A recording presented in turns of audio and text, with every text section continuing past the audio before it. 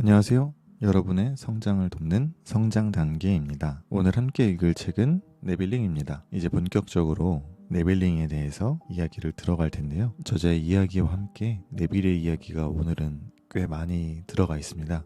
그래서 그 부분을 읽고 네빌 고다드 자신이 직접 말하는 네빌링의 과정에 대해서 함께 알아보도록 하겠습니다. 이제 본격적으로 변화의 원리와 그것을 정형화한 테크닉인 네빌링에 대해 살펴보겠습니다. 네빌 고다드의 이론에 따르면 변화에는 세 가지 과정이 필요하다고 합니다. 첫 번째는 자아 관찰을 통해 자신의 현 위치를 제대로 아는 것이고, 두 번째는 우리가 가고자 하는 위치를 명확하게 하는 것, 그리고 세 번째는 그 위치로 가기 위해 지금 현 위치에서 분리하는 것입니다. 이 세 가지 과정이 의식 안에서 이루어진다면 우리는 변화될 수 있습니다. 다음 네빌 고다드의 짤막한 강의가 그것을 더욱 확실하게 이해시켜 줄 것입니다. 네빌 고다드가 국제 신사상 모임에서 강연한 내용입니다. 우리는 형이상학을 완전히 이해하고자 이 자리에 이렇게 모였습니다. 하지만 형이상학에는 많은 다양한 주제가 있기에 그것을 몇백 자로 요약해 이곳에서 설명한다는 것은 힘든 일입니다.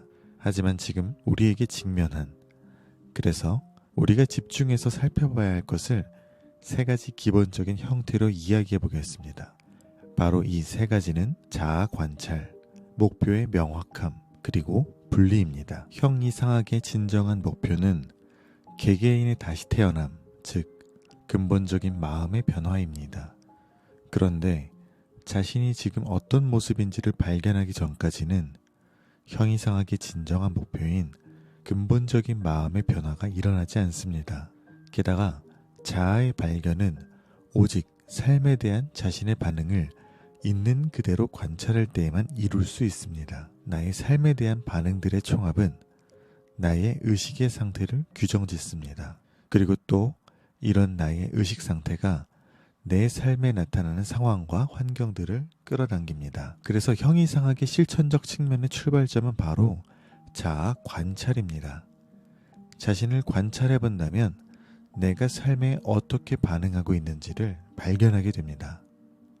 그리고 이런 반응들은 보이지 않는 자아를 형성하는데, 그 비밀스러운 자신의 모습은 삶에서 일어나는 일들의 원인이 됩니다.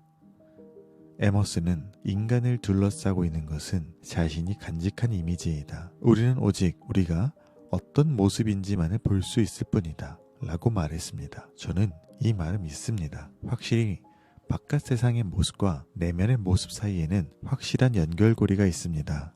그래서 우리의 외부적인 삶을 끌어당기는 것은 언제나 내면의 상태라고 말할 수 있습니다.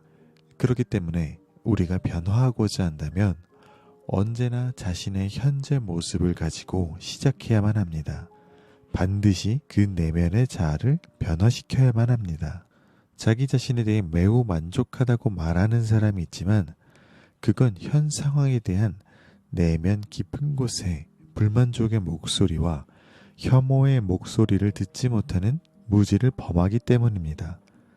그런데 불만족을 인식하고 있는 사람들의 경우에도 그들이 관심을 두는 것은 불쾌한 외부 환경이나 아니면 자기 주변을 어슬렁거리는 불쾌한 사람입니다. 그런 외부적인 환경이나 타인을 항상 문제의 원인이라 생각합니다. 그런데 실은 그 불만족의 원인은 자신이 가장 좋아한다고 여겼던 자신에게 있을 뿐입니다. 그는 자신에 대한 이미지 그대로 자신을 애워싸고 있고, 오직 자신의 존재, 그는 오직 그것만을 볼 수 있다는 것을 깨닫지 못합니다. 그래서 세상의 부조리를 보며 누군가가 나를 속여 사기를 칠 수 있다고 생각하지만 그것의 원인은 자신 안에 담겨있는 사기성이 항상 원인이었다는 것을 모릅니다. 이 진실을 깨닫게 되었을 때 우리는 충격을 받습니다. 자아 관찰을 통해 우리는 남을 속이려는 자가 누구였는지 밝혀내게 되고 그것이 자신임을 깨닫기 때문입니다. 하지만 우리는 변화시키고자 한다면 자신에 대한 충격과 혐오를 넘어서 이 자아를 받아들여야만 합니다. 지금 이 순간 여러분 내면의 상태를 주의 깊게 살펴보세요. 여러분은 어떤 생각들에 동의하고 있습니까? 여러분은 어떤 느낌들을 자신의 것으로 생각합니까? 여러분은 반드시 여러분의 내면의 위치가 어디인지를 주의 깊게 살펴야만 합니다. 대부분의 사람들은 자신들이 친절하고 자애로우며 관대하고 아량이 있으며 남을 비난하지 않고 고귀하다 생각하지만 삶에 대한 우리의 반응, 이것들을 있는 그대로 관찰해보면 조금 더 친절하거나 자애롭지도 관대하거나 아량있지도 비난하지 않거나 고귀하지도 않다는 것을 깨닫게 될 겁니다. 그러면 이 자아가 바로 우리가 먼저 받아들인 후에 바꾸기 시작해야만 하는 대상입니다. 다시 태어남은 우리가 바깥 세상에서 어떤 업적을 쌓느냐에 달린 것이 아니라 우리의 자아에서 어떤 일을 하느냐에 달려 있습니다. 이 자아를 변화시키지 않는다면 그 누구도 다시 태어날 수 없습니다. 내 삶에 대한 반응들이 완전히 새롭게 변화되어 그것이 내 삶이 될 때, 다시 말해 의식의 변화가 찾아왔을 때 바로 이때 영적인 거듭남은 이루어집니다. 삶에 대한 여러분의 반응을 있는 그대로 관찰해 반드시 변화시켜야만 하는 자아를 발견했다면 이제 하나의 목적을 명확하게 해야만 합니다. 다시 말해 여러분은 보이지 않는 곳에 숨어있던 여러분의 실제 모습 대신에 여러분이 되고자 하는 모습을 명확히 해야만 합니다. 이렇게 아주 뚜렷해진 목표를 가지고 여러분은 여러분이 깨어서 활동하는 시간 동안 행해지는 여러분의 모든 반응들을 이 목표와 관련지어 주의 깊게 살펴보아야만 합니다. 이렇게 하는 이유는 앞서 말씀드렸듯이 우리 모두는 삶에 대한 자신의 반응들의 총합이라 일컬어지는 일정한 의식 상태 안에서 살고 있기 때문입니다. 따라서 하나의 목적을 명확하게 함으로써 여러분은 하나의 의식 상태를 명확하게 한 겁니다. 그리고 그 의식 상태는 다른 의식 상태처럼 삶에 대한 고유의 반응을 지니고 있습니다. 예를 들어 보겠습니다. 만약 어떤 소문이나 무익한 평가가 한 사람에게는 걱정스러운 반응을 일으키는 반면 어떤 다른 사람에게는 아무런 반응도 일어나게 하지 않는다면 이것은 이 두 사람이 서로 다른 의식 상태에서 살고 있다는 확실한 증거입니다. 만약 만물이 의식 상태라는 것을 이해하면서 여러분이 목적을 고귀하고 관대하고 담대하고 이해심 많은 사람이라 잡았다면 여러분은 매일 일상에서 일어나는 사건들에 대한 자신의 반응을 살핌으로써 여러분 자신이 여러분의 이상에 충실히 잘 따르고 있는지를 쉽게 알 수 있습니다. 만약 여러분의 이상에 충실히 잘 따르고 있다면 여러분의 반응은 여러분의 목적과 일치할 겁니다. 왜냐하면 여러분은 여러분의 목적과 하나가 되었기에 목적에서부터 생각할 것이기 때문입니다. 반면에 여러분의 반응이 여러분의 이상과 일치하지 않았다면 여러분은 여러분의 이상과 분리되어 있는 것이고 오직 그것을 생각하고 있다는 명확한 증거입니다. 이제 여러분은 여러분이 되고자 하는 사랑스러운 존재라는 것을 받아들이세요. 그런 후에 일상에서 여러분의 반응을 그 받아들인 것과 관련하여 살펴보십시오. 여러분의 반응은 여러분이 활동하는 의식의 상태를 말해줄 겁니다. 바로 이것이 세 번째 기본 분리로 들어가는 자리입니다. 모든 것은 의식의 모습을 드러낸 것임을 깨닫고 우리가 나타내고 싶은 특정한 상태를 명확히 한 후에 이제 우리는 그 상태에 들어가는 작업에 착수합니다. 변화하고자 한다면 우리는 정신적인 현 위치에서 목표로 삼은 정신적 위치로 옮겨가야 하기 때문입니다. 분리를 연습하는 목적은 삶에 대한 우리의 현재 반응으로부터 우리를 분리해서 우리가 목적한 것과 하나 되기 위해서입니다. 연습을 통해 이런 내면의 분리가 개발되어야만 합니다. 처음 이것을 할 때는 우리가 원하지 않는 상태에서 우리 자신을 분리시킬 힘이 없는 듯 느껴집니다. 이 이유는 지금껏 우리는 모든 감정과 모든 반응들을 자연스럽게 받아들여서 그것들을 자신의 존재로 생각했기 때문입니다.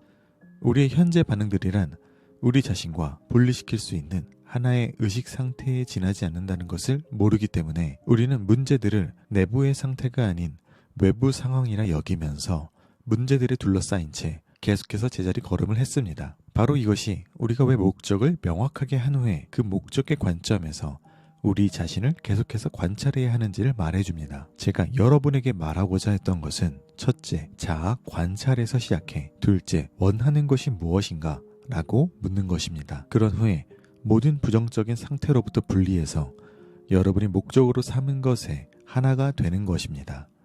이 마지막 상태인 목적과 하나 되는 것은 소망이 성취된 느낌을 자주 취해보는 것으로 이루어집니다. 우리는 일상에서 모든 분쟁과 사건들 한가운데에서 우리의 부정적인 감정과 생각으로부터 우리 자신을 분리하는 것을 해봐야만 합니다. 현재 반응에서 자신을 분리시켜 자신의 목적과 하나 되게 만들지 못한다면 그 누구도 현재의 모습에서 조금도 달라질 수 없습니다. 여러분은 삶의 모든 축복과 저주 한가운데에서 부정적인 상태에 대한 분리, 그리고 소망이 성취된 느낌을 가져보는 것을 반드시 해야만 합니다. 진정한 형이상학자의 길은 어떤 은둔의 길이 아닌 삶이라 부르는 것 한가운데에 놓여 있습니다. 우리가 진리를 듣는 자를 넘어서 진실로 진리를 행하는 자가 되려 한다면 우리는 항상 자아의 관찰과 목적에서 생각하는 것, 그리고 부정적인 감정과 생각으로부터의 분리를 해야만 합니다. 이 세 가지 기본을 연습하십시오. 여러분은 의식의 더 높은 곳에서 깨어나게 될 것입니다. 항상 명심하세요. 여러분의 삶을 이끌어온 곳은 여러분의 의식 상태입니다. 저 높은 곳으로 오르십시오. 네, 여기까지 본격적으로 네빌링에 대한 이야기를 한번 시작해 보았습니다. 네빌 고다드가 직접 언급했던 것처럼 네빌링에는 핵심적으로 세 가지 과정이 필요하다고 합니다. 첫째, 자아 관찰을 통해서 자신의 현 위치를 아는 것, 그리고 내가 목표하는 것이 무엇인지를 명확하게 하는 것, 마지막으로 지금 현 위치에서 분리하고 내가 원하는 위치에서 시작하는 것입니다. 네빌 고다드의 어떤 생각과 글들을 카테고리로 정리한다면 형이상학에 관련된 책과 말이라고 할 수 있습니다. 그리고 네빌 고다드에 따르면 형이상학의 진정한 목표는 근본적인 마음의 변화가 중요하다고 합니다. 그리고 네빌은 이런 관점에서 네빌링에 대한 이야기를 합니다. 네빌링을 통해서 목적하는 것은 내가 원하는 곳, 거기에서부터 내가 생각을 시작하고 내가 마음을 시작하고 내 자아, 내 잠재의식이 지금 단계에서부터 생각하고 움직이는 것이 아니라 내가 이미 원하고 있던 거기가 이미 달성했다라고 생각하는 거에서 시작하는 거거든요. 쉽게 말해서 내가 살을 빼고 싶은 사람이라면 지금 몸무게가 3자릿수인데 2자릿수로 가야 된다 라고 시작하는 것이 아니라 이미 나는 2자릿수인 사람으로서 살아가는 것입니다. 내가 월 1,000만 원을 벌고 싶은 사람이라면 어떻게 해서 내가 지금 이 연봉에서 월 1,000을 벌지를 시작하는 것이 아니라 월 1,000만 원을 벌고 있는 나의 모습에서부터 잠재의식, 마음을 바꾸는 것입니다. 그래서 일단은 그 단계, 내가 목표하는 지점에서부터 시작하려면 먼저 내가 지금 어디에 있는지를 명확하게 알아야 합니다. 내가 평소에는 어떤 생각을 하고 있는가? 내가 어떤 것들을 두려워하는가? 내가 어떤 것들을 질투하는가? 나는 내가 생각하는 내 이미지와 내 진짜 이미지의 차이는 무엇인가? 이런 시간들을 가지다 보면 결국 자아에 대해서 내가 결국 생각보다 못났구나. 내가 생각했던 것만큼 좋은 사람은 아니었구나 라는 사실을 알게 될 겁니다. 어쩌면 불편하게 되는 이런 생각의 시간을 가져야 하는 이유는 우리의 마음의 변화가 여기에서부터, 이 마음들의 변화에서부터 시작해야지 결론적으로 원하는 방향에서 시작할 수 있기 때문입니다. 우리가 바깥에서 어떤 일을 하느냐가 중요한 게 아니고 우리가 내면에서 어떤 변화를 이뤄냈는지가 더 중요합니다. 우리의 자아가 변화해야만 결론적으로 우리가 원하는 삶을 끌어당길 수 있습니다. 그리고 우리가 결국 변화하고자 한다면 무엇으로 변화하고 싶은지에 대해서 아주 정말 구체적이고 세세하게 그 모습을 명확히 해야만 합니다. 내가 만약에 어떤 강연을 성공적으로 하고 싶은 사람이라면 그 강연을 성공적으로 하는 모습을 간단하게만 생각하는 것이 아니라 내가 그 연단에 올라가는 그 과정, 걸음걸이, 그때의 소리들, 그때의 냄새, 청중들의 표정, 조명, 내가 발표를 넘기는 과정, 나의 옷, 나의 호흡, 나의 심장박동, 이런 모든 것들을 명확하게 만드셔야 됩니다. 정말로 세세하게. 이 세세하게 만드는 과정을 앞으로 또 설명을 드릴 텐데 우리가 그 원하는 곳에서부터의 모습, 거기에서부터의 자아를 지금의 자아랑 동기화시켜야 되기 때문에 너무도 세세하게 하는 게 중요합니다. 세세하게 하는 것만큼 내가 지금의 나와 그것의 나를 함께 하기 좋기 때문입니다. 그리고 우리가 이제 원하는 목표를 명확하게 세웠다면 그 다음에는 지금의 상태, 지금의 불만족스러운 것들, 지금의 나의 부족한 모습들에서부터 분리를 해야 됩니다. 이런 것들을 분리하는 데에는 여러 가지 방향성이 있겠지만 명상을 통해서 나를 그냥 그대로 관조하면서 그냥 그대로 바라보면서 지금의 내가 있는 상황들을 그냥 그대로 내어버려 둘 수도 있고 그저 별다른 판단을 하지 않고 바라볼 수도 있습니다. 어떠한 자극이 왔을 때 우리가 그것에 대해서 반응을 할 수도 있지만 그냥 그것을 흘려보낼 수도 있거든요. 누군가가 내 어깨를 치고 지나갔을 때 기분이 나쁠 수도 있고 안 나쁠 수도 있습니다. 그것은 사람마다 다른데 다르게 생각하면 어떤 사람이 기분이 나쁘다고 받아들인다면 그 사람은 그 상황을 기분 나쁘게 선택한 것이고 그냥 아무렇지 않게 넘어갔다면 그 사람은 그 상황을 대수롭지 않게 넘어간 것입니다. 우리는 후자의 사람에게서 그러한 삶의 태도를 배우는 것이 필요합니다. 물론 이런 얘기들이 모든 상황에서 신경 쓰지 말라는 말이 아니라 거리를 두는 법에 대해서 우리들은 연습을 해볼 필요가 있다라는 것입니다. 그 다음에 중립적인 상태가 된 나의 자아를 내가 원했던 아까 정말 세세하게 묘사했던 그 자아를 함께 붙여놓는 것입니다. 접붙임한다 또는 섞는다 또는 포갠다 라고 생각해 주시면 됩니다. 그래서 그때의 내가 결국은 지금의 내가 된다라는 생각, 이런 영화들 있죠. 미래에서 살다가 갑자기 과거의 나로 돌아오는 10년 뒤에 살아왔던 내가 갑자기 어떤 사고로 10년 전의 나로 돌아온다, 이런 느낌이라고 생각해 주시면 조금 더 이 생각을 받아들이는 데 도움이 될 것 같습니다. 그래서 이 과정을 겪어가면서 우리가 더 앞으로 네빌링 그리고 끌어당김 이런 이야기들을 더 할 텐데 이러한 과정의 반복 속에서 형이상학적인 그냥 우리가 추상적으로 생각하는 마음만 생각하고 생각만 하고 있고 그런 것으로 그치는 것이 아니라 실제 삶에서 달라질 수 있는 길이 여기에 있다. 왜냐? 달라진 자아에서부터 시작한 삶이기 때문입니다. 그래서 우리는 이 세 가지 기본을 점점 연습해 보면서 네빌링을 익숙해져가는 과정을 가져야 됩니다. 그래서 여러분들이 네빌링을 통해서 잠자리에 들었을 때 상상하는 모습 그리고 일어났을 때 상상하는 모습이 어떤 의미를 가지고 있는지, 그러면 어떠한 방향성을 가지고 연습해야 하는지 조금 감을 잡으실 것입니다. 그리고 아직 감이 조금 오지 않으신 분이 있다면 앞으로 제가 더 계속 상세하게 하나씩 말씀드릴 거니까요. 너무 어려워하지 마시고 제가 이 네빌링 책을 읽었던 것들을 여러 번 반복해 보시면서 네빌링의 정말 목표가 무엇인지, 네빌링의 목적이 무엇인지를 그냥 가볍게 생각해 보시면서 들으시면은 정말 그냥 천천히 이해가 잘 될 거라 생각합니다. 오늘 이야기는 여기까지고요.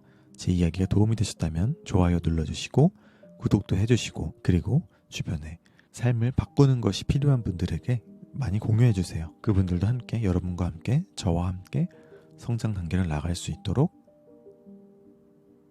공유해주시면 감사하겠습니다. 그러면 다음에 뵙겠습니다.